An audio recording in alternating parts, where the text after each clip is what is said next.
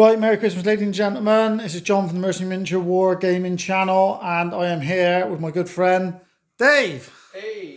And he's a Nailsy man himself, so I love him even more. And we're playing Tomb Kings against Beastmen. So we're on the Zandri Road, which, if you don't know before, is 200 points for each half of the road. And if your general dies, you put a marker down, and whoever's within 3 of it at the end gets a bonus 100 points as well as killing the general. The deployment's a bit different as well. It's 18 up on the sides, down to 8 in the middle, so hence why that is like that. We'll go through the Tomb Kings army. Davo, if you can shout it off for me. What have we got here? Heavy horse with Lich Priest on steed. They're all command, aren't Don't they? judge me, everyone. Scorpion, Bone Giant, just warriors with spear and shield, another Scorpion, Tomb Guard, another spear and shield unit of warriors, more heavy horse, and light cav. Lovely stuff, Davo. And it's 1999 before I forget, so there is no lords. And for the Beastmen, we got dogs, Centaurs, Beast Herd of 20, 10 Gores, 10 Ungores with full command, 20 Bestigores full command, El Gigante, 4 Minotaurs with a Bloodkin, 5 more Centaurs and a Chariot. And then in ambush we got 2 lots of Hounds, 6 and a 5, and 2 lots of Gores and Ungores. They are both have a faux render in for some ambush stuff. Characters, we've got our Wargore Slanesh in with his Bestigores. And then we've got 2 level 2s, 1 Shadows, 1 Slanesh. The Slanesh one got Titillating Delusions and whatever the frenzy spell is, I can't remember what it's called. And this one got from Shadows, the one where he can fly, make himself fly, and give a unit fear, which should be quite handy. So that's all the deployment and the armies. Do you want to do a roll off, Davo? Yeah. I'm on the +1. Oh, do I want to go first? No, I'll let you make your own mistakes, Dave. So I'll let you go first. Right, we'll be back after Tomb Kings turn 1. Handshake as well, Davo. Come on, we'll do that. Good luck, sir. Right, Tomb Kings turn 1 was pretty uneventful. So everything's come up, Davo, hasn't it? Yeah, everything's moved forward. Shuffled these guys a bit more face off. But yeah. Obviously no marches. Magic, I do have 5 to spell, so I let him get this one off of the Prince to move these up 4 because they were obviously the furthest back. And I stopped both of the ones he tried doing on the Tomb Giant to move him forward. There was no bangs or what Dave let me know of, so that was a pretty uneventful Tomb Kings turn 1. We'll be back after Beastmen turn 1. Right, Beastmen turn 1, and that was pretty as uneventful as the Tomb Kings turn 1. So these gents failed their unruly, annoyingly, so they've gone their full distance up to there. They've got 2 shamans in there, so they've got to go a little bit careful. As it's Christmas and you get pissed at Christmas, these have failed their drunken, so they've just staggered up to there. The Tuscarora Chariots come to there, Miners have moved up, El Gigantes come to there, the Bestigores have shifted to there. These boys have come through the woods. One Centaur had an accident in his last game, so the base is just there for him, and these dogs have come round to here. And then in the magic phase, I managed to double 6 of Titillating Delusions onto his Bone Giant. So he will be going over there. And I tried giving this unit fear with the Shadows, but Dave managed to stop it. So that's Beastmen turn 1. We'll be back with Tomb Kings turn 2. Right, Tomb Kings turn 2 is still fairly uneventful. So there was no charges. Obviously the Giant had to chase the Delusions. It was over there. So he moved up to there. The rest of the army either shuffled forward or shuffled back. In the magic phase, the Prince moved them forward, which I let go off. This bloke here tried casting the magic missile into the Gores, but I managed to stop it. And then the other one couldn't do anything, so he just stayed where he is. But Dave, with his power dice, his 2 over, managed to take the Titillating Delusions off the Giant, so he's now not looking at that. So that is how we lie going into Beastmen turn 2. And fingers crossed it'll start to liven up now.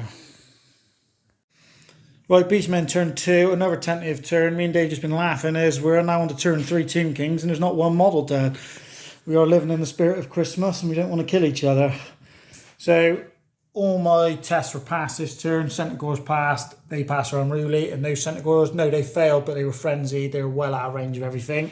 So the Beastmen have just tried sort of encircling the Tomb Kings again this turn. My ambushers, these two come on exactly where I wanted them to because the foe renders, luckily, and those dogs, both sets were supposed to come on the back there. One ended up over there and they've moved round, and the other ended up right back in my corner and he's come to there. Magic, I got us titillating delusions off again on the giant, but Dave did scroll that one, and then he managed to stop me casting fear onto this unit here. So that's how it's ended up. Beast turn 2. I think it's just about to liven up, so have no fear. On to Tomb King's turn 3. Right, we're finally into the action now. There's been a few deaths and a few charges, a few failed charges. So Dave moved all the stuff up. The archers reformed over there, or moved round to face the dogs to shoot them. They shuffle back. These will come forward. The scorpions come up, and the giant moved up. These turned and these turned to face the herds behind them. These gents are now off the table, and then these just shuffled up a tiny bit. In the magic phase, I stopped the prince's unit moving, so I didn't want them coming up to there. And then I let this one go off to charge my beast herd here. And then I stopped the one to make the giant charge my giant, and then he popped this hieratic jar. So we done it again. I fled, and that's how that's ended up. He couldn't redirect because he could see everything in the first place. In the shooting, they whiffed all their shots into the dogs, so done nothing. And then in the combats, he only did kill 1 on the charge, and I did kill 3 back, but we tied combat. He had a musician because he's full command, and he outnumbered with the fear-causing enemy, so my poor beast ran 7, and they ran him down. But luckily, these big boys over here passed their panic check, so they're still in the game. On the beast turn 3, and we've got a lot of charges now, so see how that ends up. Right, we promised more action, and we did get it on the Beastmen turn 3.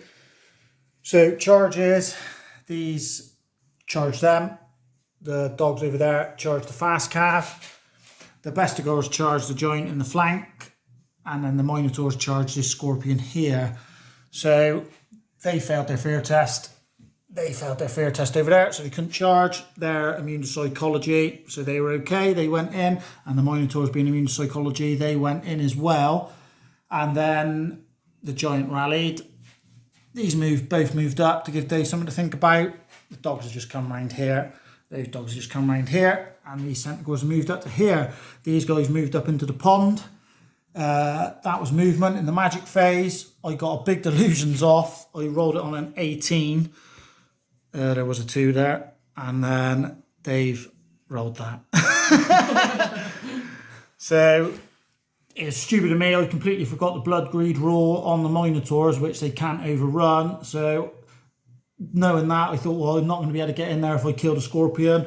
I've placed the delusions right there, so pretty much the Tomb Guard are just going to have to stop on that, and I'm going to have to hope to try and stop the magic.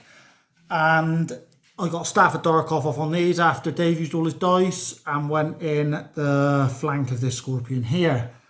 No shooting, obviously. In the combats, as predicted, these absolutely wrecked the scorpion. He didn't even get to attack back. These guys done 2 wounds to the giant. He done 3 back, but with a flank, ranks, banner, outnumber. He did crumble to death. And then sadly here, we done absolutely nothing to the scorpion, and he snipped my shaman of shadows to death. So he's now dead. I did pass my fear test on the Staff of Darkoff, and I didn't crumble, or did I? Crumble just 2, wasn't it? Yeah, 2. Because what you've done. So he's still sticking around. So I've got a few things in precarious positions now. Let's see if Dave can capitalise on his turn 4. Right, Tomb King's turn 4 was pretty brutal for the beasts. So Dave's movement, this unit charged the ambushing herd over there. This unit charged this herd over here. They were in the front arc. These fast calf charged my hounds, and then these charged the chariot. So the hounds passed their fear test, luckily, and that ended up being a whiff of a combat, 1 each, so it's tied combat. He fled, so he's left them precariously there. Let's hope we don't fail any fear tests, please, chaps. And that was that. In the magic phase, I stopped everything but Dave's unit that come on from the back of the table. I let him get that off because I didn't have any dice to stop it, so they charged behind with a herd there as well. That was all his magic. Then in the combats, these charged the flank of the Minotaurs. They won combat by 2 and I broke, and they've run them down to there. In this combat, I lost by 2 and I was outnumbered by a fear-causing enemy. But luckily I managed to roll a mighty 12 and even the Scorpion couldn't catch him, thank Christ.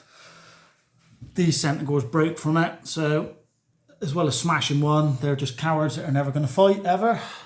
And then these boys butchered my herd. I did manage to do a wound to the Leech Priest and kill one in return, but obviously being outnumbered, I fled back that way. Dave opted to chase and he'd run them down and ran off the board again.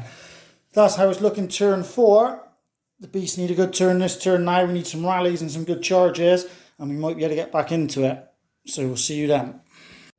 Right, Beastmen turn 4, and we now have an audience watching, so it's getting nervous. Charges, both of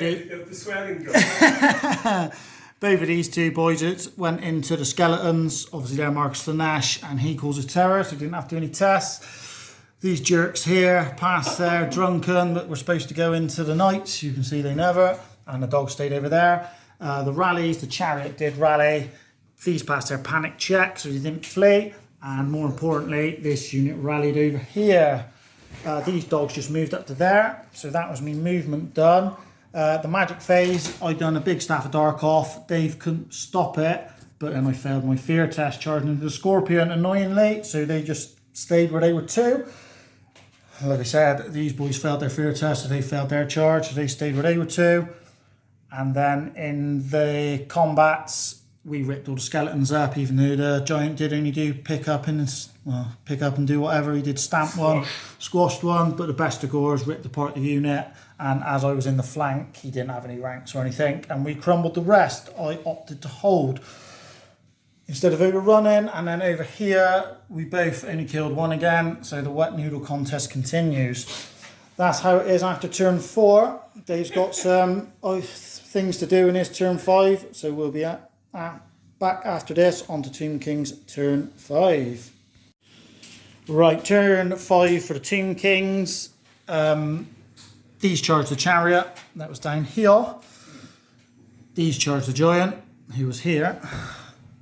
These boys moved up, and the Scorpion charged these that were here. These 2 units both come back on the table. Obviously they can't march being Tomb Kings, so they come up to there. I fled with the chariot, he ran off the board. These ended up 8 there. In the combat over here, I whiffed all mine, and Dave killed 2, so I auto broke, and Dave chased me off the table. I fled with the giant over to here, so they failed forward to there, and over here I passed my fear check. In the magic stage, I let him move these, hoping he'd charge them, but he never. I just reformed them like that. I stopped these guys moving from the Leech Priest over there, and I let this one move the unit up to here.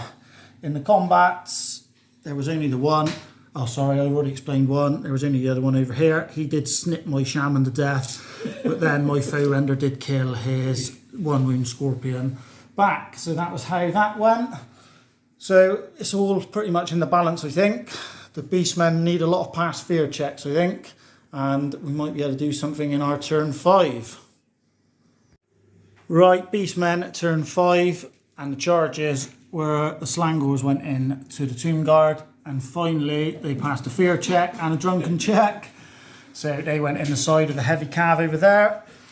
El Gigante did rally.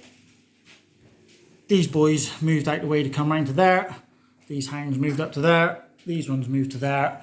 And that was movement. Obviously magic, both my shamans are dead, so nothing to there. And then in the combats, these absolutely butchered the heavy horsemen and they crumbled. And then these boys only killed 2 Tomb Guard, and then they lost 1 in return, but it was a tied combat. So that's how it stands after Beastmen turn 5.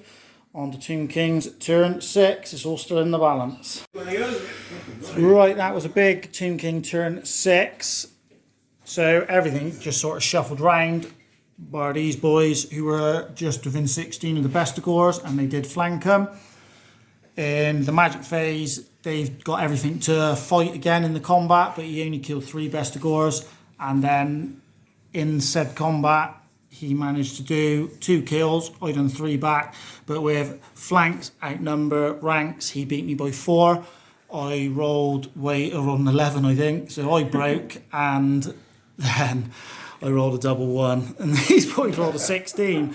So Dave ran them down and ended up into the hounds down here, and Dave sensibly opted to restrain with the Tomb Guard, obviously thinking about taking the road.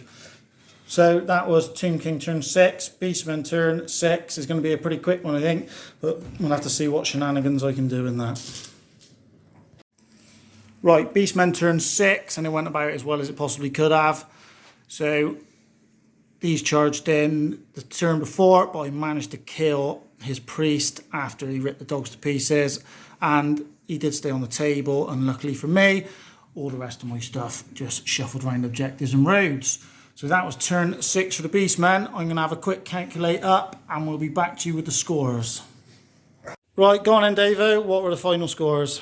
So John finished with 1286. Yeah. And I finished with 1906. So Tomb King, solid victory. Well done, my friend. Well played. Big crowd Yeah, got the big crowd watching. That's 2 channel defeats. Me losing my own home. Dave, thanks for that. yeah. But no, in the final turn, literally, we managed to get the General's token and hold a road, but it wasn't enough. The Tomb Kings managed to rip through the Beastmen, and I got to take another loss again, sadly, Dave. But it's all lining up nicely for the final. So at the minute, I think the Dogs of War are in the lead, and we'll see how it goes. But I hope you enjoyed that battle report. The trophy's in the balance. Oh, Dave, is that going to be you? Is that going to be you? But thanks for watching. Like, subscribe, do all that stuff. I hope you enjoyed it. See you again.